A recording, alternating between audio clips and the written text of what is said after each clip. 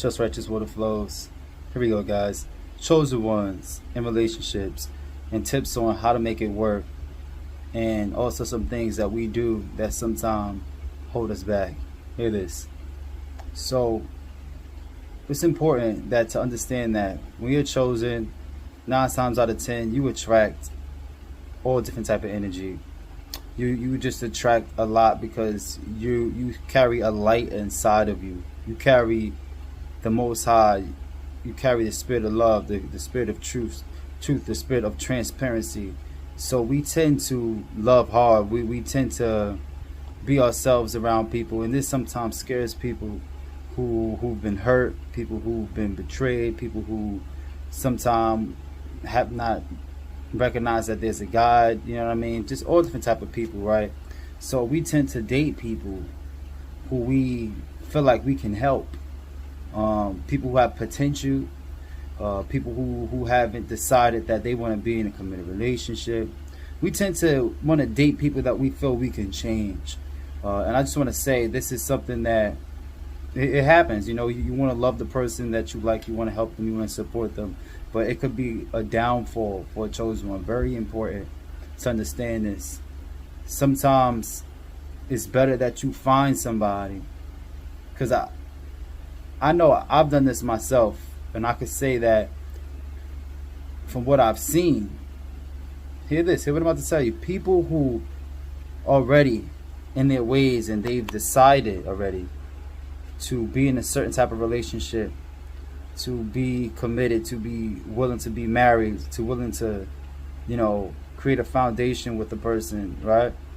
I've seen that these type of relationships usually last longer and they're more successful versus the people who try to influence people and try to change them. Sometimes that works, but very, very, very seldomly.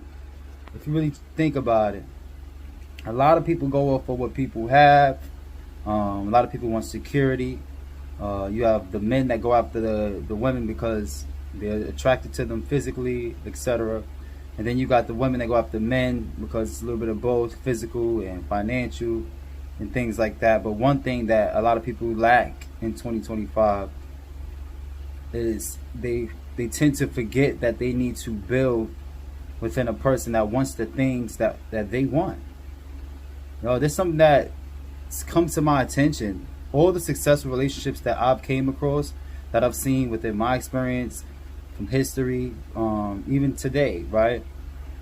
I've noticed that it's always the person that's willing to love the other person, willing to help that person regardless of what they're going through. Like, for example, look at the Denzel Washington relationship when he was dating Pauletta, right? There was a time where he didn't have money to, I guess, take care of something, maybe a dinner, maybe a cab ride or something like that. And his wife stood up. She stood up and she paid, right?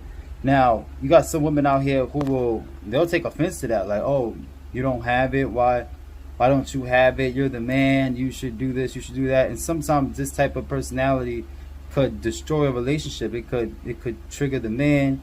It could sometimes you got women that'll walk away from that, right? And it happens with the man too. Sometimes you got men who will leave the woman because she's not pleasing him enough and things like that. You know, but the guy would overlook the fact that this woman has every other attribute, you know, something that could be worked on over time, right? But you got some guys that they'll go look for, you know, pleasure somewhere else. Hear this, it happens, you know, but for anything to last, it's going to take work, you know, like, and this is one thing that I've learned as chosen ones. We tend to choose people who decide to go against the foundation that we stand for. And we tend to forgive people sometimes, and sometimes we get hurt more and more until eventually it's over, and we find ourselves being alone because God is calling us to be alone and to reconnect with Him. Sometimes we find ourselves going against God's word because we love somebody, and now we have to change. So I just want to say, look, don't go back. Don't do the same things that you've done before. If God's shown you something about yourself, and God's shown you things about people, remember the signs that God has shown you. Get to that alone time. Get to that space where you're able to reflect on where you came from. And don't give up. This should be your opportunity. Hear this, take an opportunity to pick up from where you left off, but not with the specific people, but with yourself. Every experience that God has given you is something to learn about. You know what I mean? You forgive the people who've done you wrong. It has nothing to do with the people. It just has to do with their relationship with God and the enemy in their lives. Your relationship with God and the enemy trying to hold you back. Sometimes we tend to attach how we feel about relationships on to everybody that we deal with, because 4 or 5, 2 or 3 people hurt us or gave us an experience that we didn't like. So now it's hard for us to pick up from where we left off. Hear this. So some tips to finding that relationship, right? It's important to realize that when it's time for you to meet the right one, God will show you the quality of that person based off of what they present to you in their character, the way that they carry themselves, if they're willing to express what they want with you verbally, with action, with the work that they put on themselves. This is why it's so important to listen to people's testimonies, listen to their life stories. You have to be willing to be there so that a person is willing to open up to you about who they really are, what they've been through. Don't be with nobody who's afraid to let you know that they're human. That's who's afraid to say, you know what, this is what I've been through, and this is where I'm going, and this is where I'm not going, and this is where I would like to go. I haven't been there yet. You need somebody in your life that's willing to be transparent with you. Transparency is key when it comes down to elevation for the relationships, for the chosen ones. And if you got this far in this video, then I'm speaking to you, because this is not going to resonate with people who don't believe in God. It's not going to resonate with people who has not done any work on their relationship portion in their life. Sometimes people will judge you because you have not dated a whole lot of people, or because you've dated a whole lot of people and you've had no success, one or the other. At the end of the day, the only thing that matters is, are you ready to express who you're going to be in the relationship that you desire, that God has for you, right? So it can work. And all that goes hand in hand. Because God knows your heart. God created you. God knew you when you was in your mother's womb. So when it's time for the right person to be able to meet you halfway, you have to understand, they will express how they feel.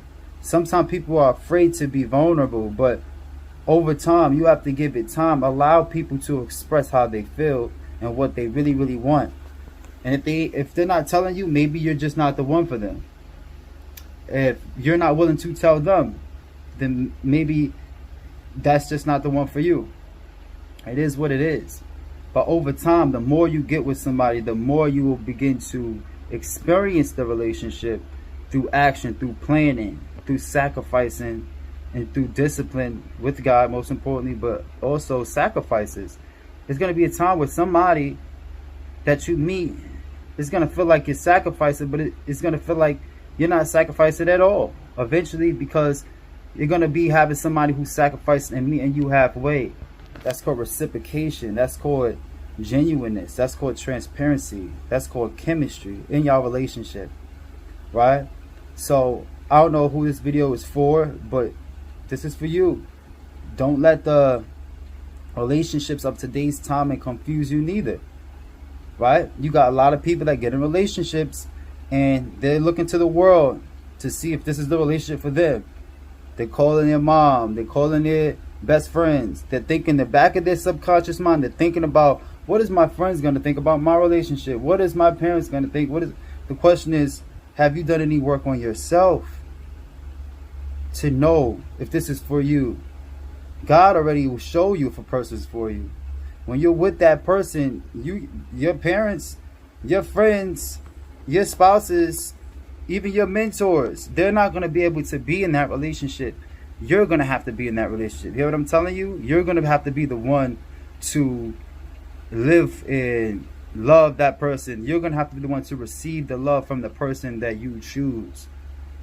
Don't allow the circumstances of other people's opinions in the moment or overall in general from the past dictate who it is that God has for you, because you might just miss out on a blessing allowing people's opinions. You might have somebody in your circle who might not like to see you happy in relationships, or might not want to see you in a relationship, but this might be an ordained relationship sent by God. But if you got the wrong people giving you opinions about the person that is actually for you, that you just have to give time to receive that information from God. Time has to reveal this to you. God has to give you the time so that it can be revealed to you that this person is for you, and vice versa.